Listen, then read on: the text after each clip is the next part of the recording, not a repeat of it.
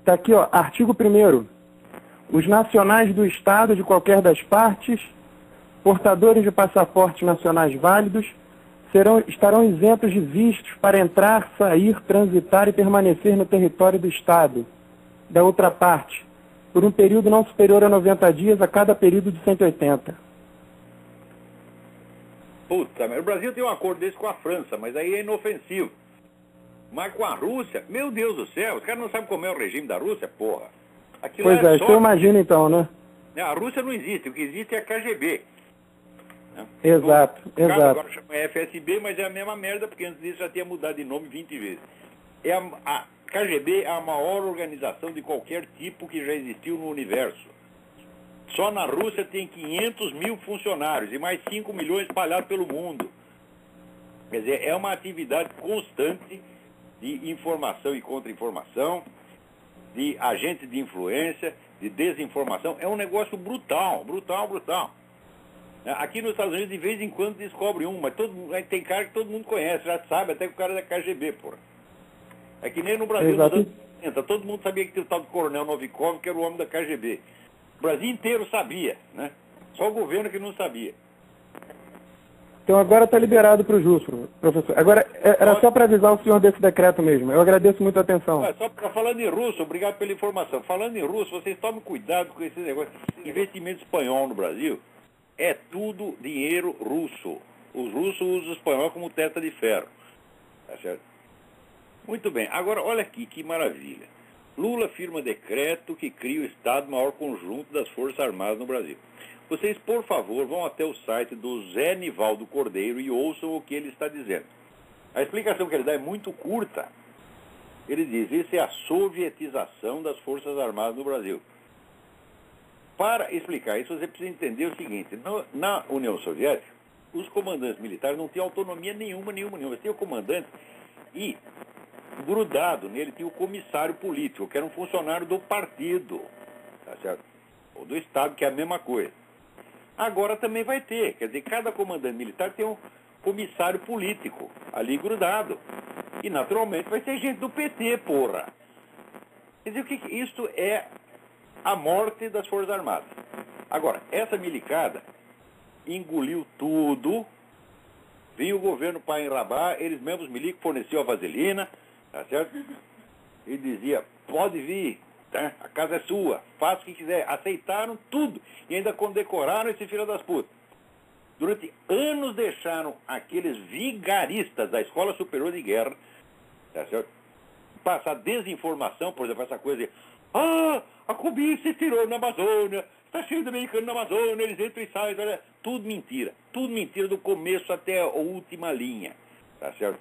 Ficaram enganando todo mundo com essa história na Escola Superior de Guerra, tá certo? Que é um órgão criado no tempo do governo militar para criar a doutrina militar brasileira. Então esses caras como Manuel Cambeses e outros ficam lá, vamos dizer, instigando a milicada contra o americano, que o americano não está fazendo nada no Brasil, absolutamente nada.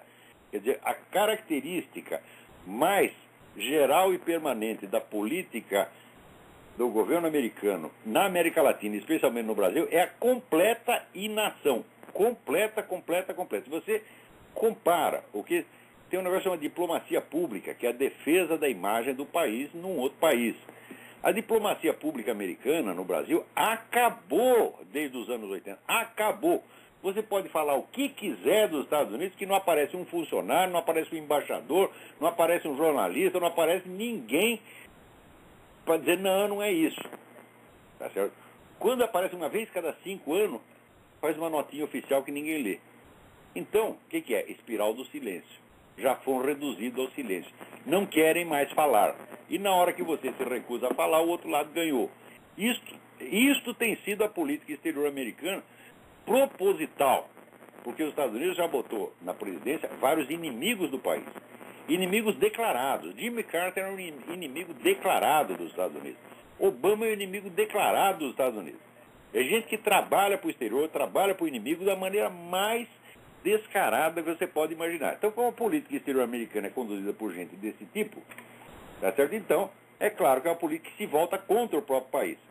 justamente se aproveitando da inação, se aproveitando de que os Estados Unidos não estão fazendo nada, aí é que esse pessoal comunista começa a estrilar. E diz, os Estados Unidos estão por toda parte, eles estão mexendo.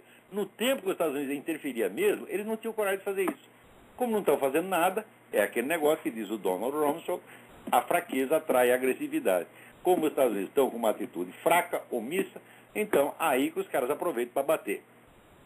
Então, e os milicos sendo alimentados por essa merda mental que sai da cabeça de Manuel Cambese, daquele brigadeiro, como é que chama?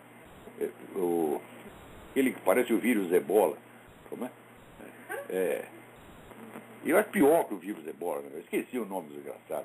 Ferola, acerola, Ebola, sei lá. Né? Que é um cara, assim, que eu não acredito numa única palavra que ele fala. Por quê?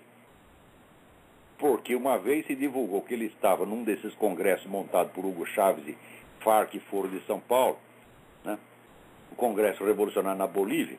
Ele disse, não estava, eu estava no Rio de Janeiro. Tal. Só que quando a gente vai ver as datas do encontro na Bolívia e as datas que ele estava no Rio de Janeiro, não coincidem. E pior, a comunicação dele foi publicada nas atas do encontro na Bolívia. Então você estava lá sim, Ferola, você é um mentiroso embrulhão, você está entendendo? Não sei o que está fazendo dentro dessa farda que não te cuspiu ainda, está entendendo? E agora, fala disso para Milico, todo mundo diz, mas o Ferola é um homem respeitável porque ele foi o primeiro aluno da classe. Veja o critério que os caras têm. O sujeito foi bom aluno na academia militar, eles confiam no cara por causa disso.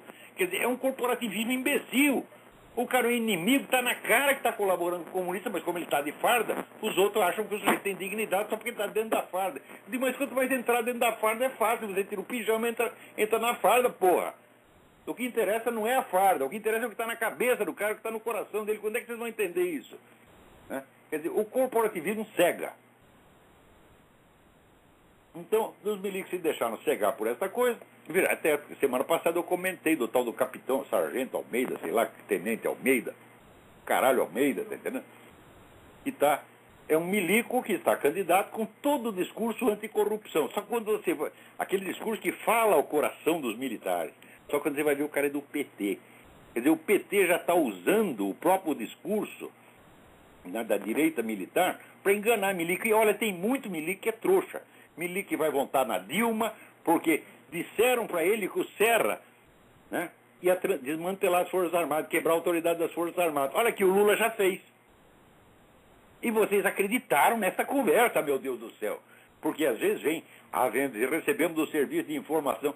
Serviço de informação, essa turma da BIM não sabe nada, é um bando de amador. Amador. Você chega lá para esses caras e pergunta, o que é a espiral do silêncio? Eles não sabem o que é. Hã? Pergunta o negócio da mentalidade revolucionária, não sabe o que é. Isso é um bando de ignorante, um bando de amador. Isso aí já acabou o tempo em que essas coisas eram confiáveis, né? Então, por que assistiram essa escalada toda do Foro de São Paulo e não fizeram nada? Porque são incapazes de julgar. Uns não querem, uns não querem e outros têm medo. Agora, tá lá quando o Lula, né, oficializa a infiltração de comissários do povo para dar ordem para os generais comandantes, tá lá o general Enzo, todo sorrindo, achando lindo. Agora, eu dizia para os milicos no Brasil, não confiem nesse cara. E dizia, não, o Enzo é um homem leal, etc, etc. Porra! Eu tenho muito amigo militar, sempre, né, fui um defensor das Forças Armadas, mas a conduta desse pessoal nos últimos anos está me decepcionando completamente. Estão cada vez mais fracos, cada vez mais boiola, cada vez mais burro, cada vez mais infantis. Olha, note bem, eu sou um estudioso, eu estudo esse assunto há 40 anos. Né? E já escrevi muita coisa a respeito, publiquei. Aqui nos Estados Unidos o pessoal me ouve com todo respeito. Agora, chega no Brasil, parece ignorante, civil ou militar, fardado ou a paisana, tá certo? E vem com aquela pose, né? Porque no Brasil o problema é esse, as pessoas elas não querem estudar, elas querem parecer que estudaram. No Brasil é tudo fingimento, então aparecem esses fingidos se fazendo importante, e os colegas, naturalmente, para não desprestigiar o cara, vão tomar o partido dele. Quando criaram esse malfadado Ministério da Defesa, eu disse, isso é suicídio, isso vai acabar com as Forças Armadas. O Ministério da Defesa foi montado para chegar nisso agora. Esta reforma da defesa brasileira é um projeto do Foro de São Paulo. E vocês estão tudo lá dizendo amém. Tá certo? E vocês vão acabar batendo continência para Hugo Chávez e achando bonito. Se é que já não estão fazendo isso. Né? Um dia eu estive lá no Clube Militar do Rio de Janeiro, um debate com um coronel que foi um dos grandes defensores da criação do Ministério da Defesa. E foi esse cara que eu perguntei. Não vou nem dizer o nome do cara, estava pensando em dizer, porque às vezes eu sou um pouco cruel. Mas dessa vez eu vou poupar porque é um homem velhinho, tá? Eu disse, o senhor leu tal livro assim, assim? Perguntei o livro do Coronel Bo sobre a Guerra Assimétrica. Não. O senhor leu tal outro livro? Não. O senhor leu tal outro livro? Não. Então onde é que você adquire informação? Eu leio o jornal. Então vai a merda, meu amigo. Você é um amador, você é um molequinho. Sai pra lá, eu sou um estudioso, sou um homem sério, pô. Eu sou um profissional da coisa, você cala a boca. Uns ficaram assustados. Mas o desprezo do brasileiro pelo conhecimento é a grande desgraça desse país. Então as pessoas não têm mais critério de medida para julgar as coisas. Agora, a falta de medida, a desproporção, a deformidade mental está consagrada na presidência da República. Ela se condensa na pessoa do seu presidente, que é a deformidade mental e moral encarnada. Vocês viram o que o sujeito disse outro dia. Nós temos que criar aqui um aparato de defesa para que outros presidentes não passem o que eu passei. O que o senhor passou?